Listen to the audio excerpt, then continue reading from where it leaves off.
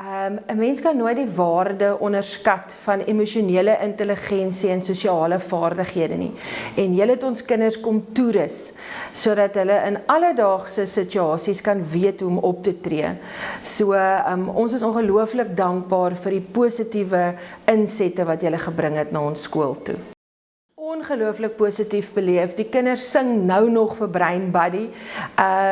Die entoesiasme wat hulle die saal binne gekom het en hoe hulle dan in hulle vriendekringe en in die klas ook daai karakters se name genoem het en hoe 'n mens kon sien hoe hulle dit werklik uitleef.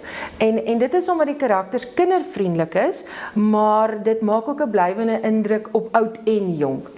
Dis op almal van toepassing. Vir my persoonlik die koei karakter wat geneig is om aan mekaar die ou koeie uit die sloot te grawe, was vir my baie effektief.